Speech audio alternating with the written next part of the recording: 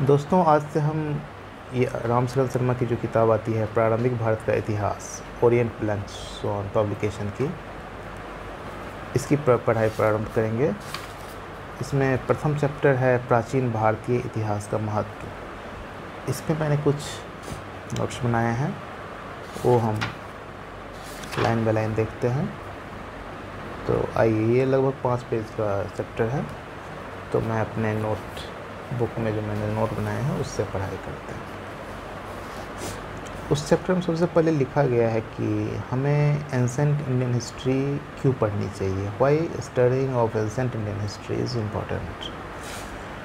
तो ancient Indian history पढ़ने से हमें मालूम होता है, we know the development of ancient Indian cultures.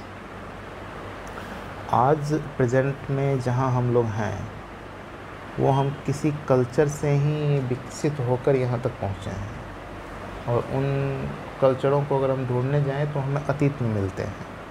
प्राचीन काल से ही उनका धीरे धीरे विकास होते आया है।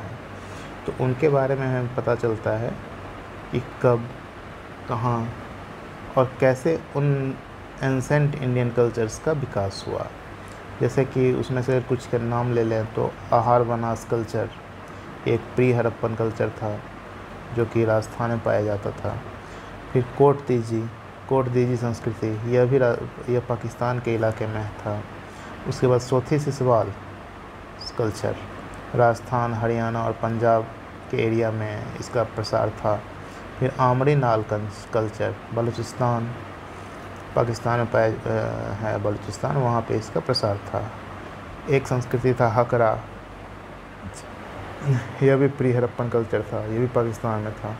और इंडस वैली सिविलाइजेशन और वैदिक कल्चर के बारे में तो हम लोग जानते ही हैं।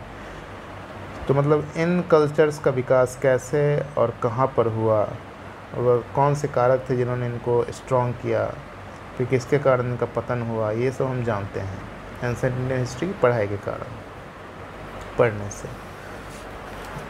उसके बाद जो सेकंड चीज़ इम्पॉर्टेंट है जो हम पाते हैं एंसेंट इंडियन हिस्ट्री पढ़ने से, वह है बिगनिंग ऑफ एग्रीकल्चर। आज हम देखते हैं कि एग्रीकल्चर का बहुत महत्व है। जब एग्रीकल्चर नहीं था तो जो हमारे पूर्वज थे वो मतलब संग्राहक थे, शिकारी थे, तो घूम घूम के मतलब उनका घुमंतू जीवन था एग्रीकल्चर से पहले। लेकिन एग्रीकल्चर आने के बाद उनका लाइफ सुरक्षित हुआ और स्थिर, सेफ एंड स्टेबल लाइफ हो गया। एग्रीकल्चर की शुरुआत लगभग 9000 BC के अराउंड हुई थी, और भारतीय महाद्वीप में मेहरगढ़, जो कि बलूचिस्तान का नॉर्थ ईस्टर्न पार्ट में है, वहाँ पे सबसे पहले कृषि के साक्ष्य मिलते हैं 8000 BC से 6000 BC के अराउंड। उसके बाद हम यह भी देखते हैं कि हमारे जो एंसेंट इंडियन हिस्ट्री में हमारे जो पूर्वज रहे हैं, या जो भी इस सब कंटिनेंट के वासी थे, उन्होंने नेचुरल रिसोर्सेज का यूज़ कैसे किया और अपने जीवन को कैसे सही रास्ते से सुदृढ़ बनाया, तो ये भी देखते हैं। उसके बाद जैसे स्पिनिंग हो गया, वीविंग, मेटलर्जी, इन सब का यूज़ उन्होंने कैसे स्टार्ट किया, कब स्टार्ट किया। स्पिनिंग होता है कि धागा बनाना, टू मेक थ्रेड। वीविंग होता है action of forming fabric. Spinning धागा बनाना, वीविंग धागा से कपड़ा बनाना। Metallurgy study of metals and their uses. तो इन सब चीज़ों का शुरुआत कब हुआ, कैसे हुआ, इन सब चीज़ों से हम मतलब समझ पाएंगे। उसके बाद foundation of villages, cities and states, मतलब हमारी सोसाइटी का जो शुरुआत हुआ, कब, कैसे। सोसाइटी के बाद हमने जैसे विलेज कैसे फॉर्म हुआ, विलेज से कैसे नगर, जैसे महाजनपद काल हो गया। फिर हड़प्पा सिविलाइजेशन भी एक नगरीय सभ्यता थी। उसके बाद कैसे महाजनपद काल से आगे चलते हैं तो स्टेट्स का फॉर्मेशन होता है। पाटलिपुत्रा हो गया, मगधन एम्पायर हो गया, उन सब चीज़ों के बारे में हम पढ़ते हैं, उनके कारकों पर गौर करते हैं। वो हमारे वर्तमान में बहुत ही महत्व रखते हैं कि उस समय ऐसे कौन से कारक थे जिनके बेसिस पे उनका निर्माण हुआ और उन्हें मजबूती मिली। उसके बाद हम स्क्रिप्ट पे आते हैं कि स्क्रिप्ट जो आज हम भाषाएं बोलते हैं, वो पहले भाषाएं जब प्री हिस्ट्री में जाएंगे तो वो भाषाएं नहीं थी। और जो कम्युनिकेशन मीन्स ऑफ कम्युनिकेशन थे वो लोग ना के बराबर थे। तो बहुत ही प्रॉब्लम होता था उस समय बातचीत करने में और अपने विचार प्रकट करने में। तो धीरे धीरे उन लोगों ने एक अपनी भाषा का विकास किया। और अभी जो हमारी देवनागरी स्क्रिप्ट है, हिंदी भाषा की जो स्क्रिप्ट है देवनागरी, वह एंसेंट ब्राह्मी स्क्रिप्ट पे ही बेस्ड है। ब्राह्मी स्क्रिप्ट जो था जिसका अशोका ने यूज़ किया था, उस पे ही उसी का आगे विकास होकर देवनागरी लिपि का विकास हुआ है। ब्राह्मी स्क्रिप्ट अशोकन इंस्क्रिप्शन में मिलते हैं, ऑल ओवर इंडिया में हम इसे पाते हैं। और ब्राह्मी स्क्रिप्ट को सबसे पहले जेम्स प्रिंसेप नामक विद्वान ने 1837 ईस्वी में पढ़ा था। आइए अगले पेज पे चलते हैं।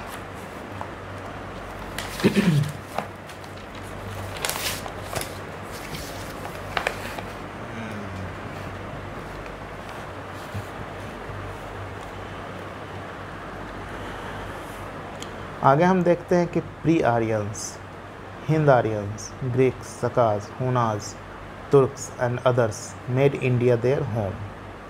मतलब भारत जो है इसमें विभिन्न प्रजाति रहते आए हैं। बाहर से लोग आए, वो लोग यहाँ पे इंटरमिंगल हो गए, शामिल हो गए, उन्होंने इसको अपना घर बनाया। वो यहाँ इस भारत को छोड़ के फिर अपने पुराने घर पे वापस नहीं गए।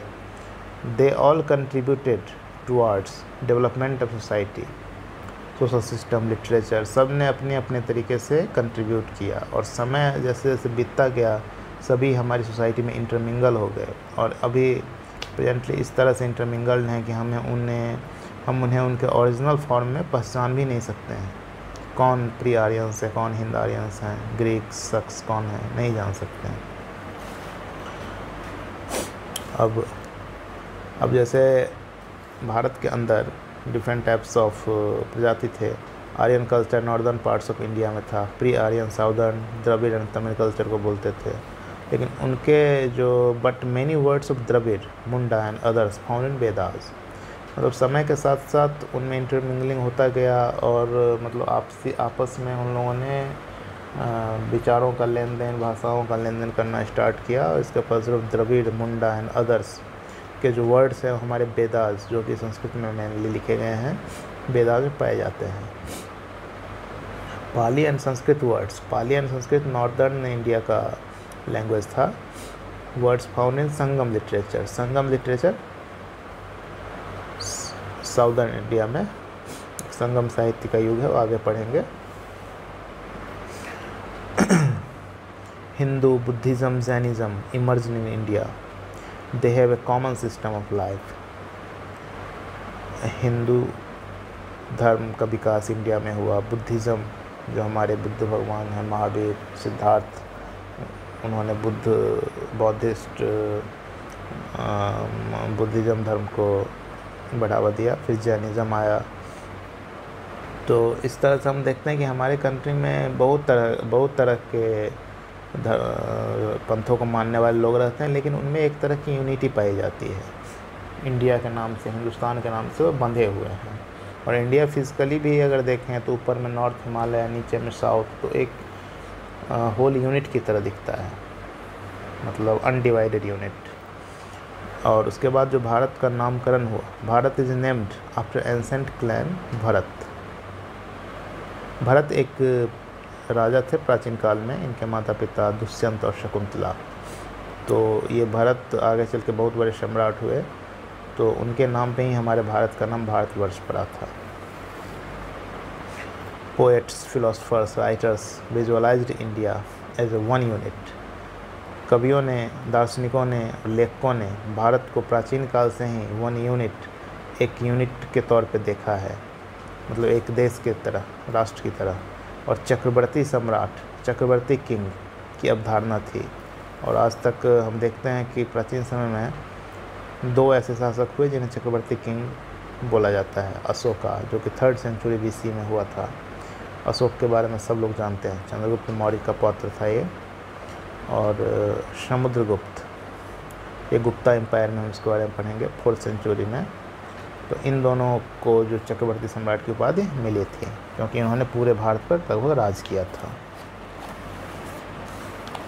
इसके बाद हम देखते हैं डिफरेंट टर्म्स कैसे कैसे आए। अब हिंद वर्ड जो है हमें सबसे पहले मिलते हैं ईरानी इंस्क्रिप्शन में, 6th सेंचुरी BCE के ईरानी इंस्क्रिप्शन में हिंद शब्द का उल्लेख मिलता है। ईरानी पीपल जो थे वो came in contact of people dwelling beside Indus river. ईरानी लोग सिंधु नदी के किनारे रहने वाले लोगों के संपर्क में आए और उन्होंने उस नदी के किनारे रहने वाले लोगों को हिंदू कहा और उस एरिया को हिंद कहा।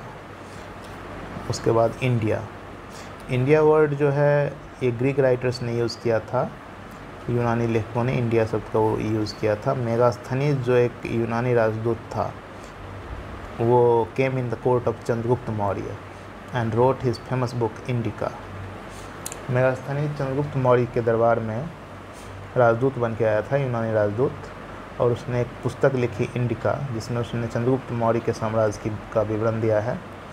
इंडिका का ओरिजिनल वर्क जो है, ओरिजिनल बुक नहीं है, खो गया है, but its fragments survived in later Greek and Latin works. लेकिन इसके कुछ पार्ट्स अभी बचे हुए हैं, उसको विद्वानों ने मत बचा के रखा है तरह तरह लिख के कहीं किसी फॉर्म में, तो उससे हमें बहुत सारी जानकारी मिलती है प्राचीन भारत की।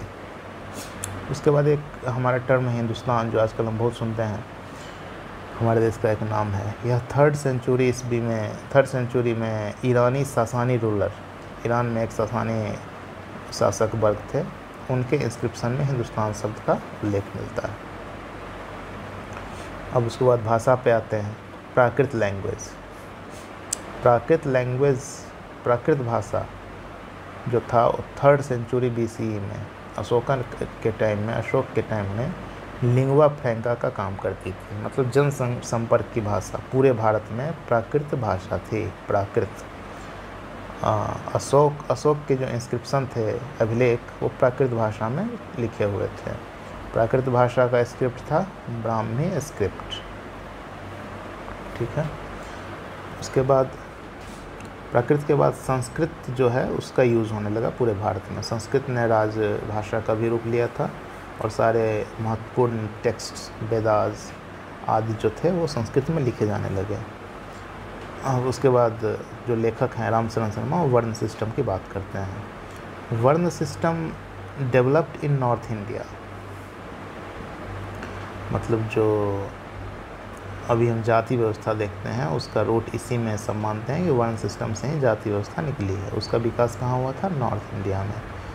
जो बाहरी लोग आते थे, people coming from outside India, उन्होंने भी वर्ण सिस्टम को ज्वाइन कर लिया। जैसे शक हो गए, हून हो गए, ग्रीक हो गए, मुस्लिम्स आदि ने भी वर्ण सिस्टम को धीरे धीरे उसमें आत्मसात होते चले गए। Affected Muslims and Christians too, Muslims और क्रिश्चियंस को भी इन्होंने वर्ण सिस्टम ने प्रभावित किया। अब जैसे हिंदू में ही जो लोग विभिन्न जाति में बटे हुए थे और जब वे अपना धर्म परिवर्तन करके किसी दूसरे धर्म में जाते थे, जैसे मुस्लिम, क्रिश्चियन, बौद्ध आदि धर्म में जाते थे, तो वो उस वर्ण सिस्टम का जो गुण था, ट्रेट्स, लक्षण, उसको उस नए धर्म में लेके जाते थे। तो ये वर्ण सिस्टम जो है ऐसे धीरे धीरे नए धर्मों में भी फैलता चला गया। उसके बाद हम आते हैं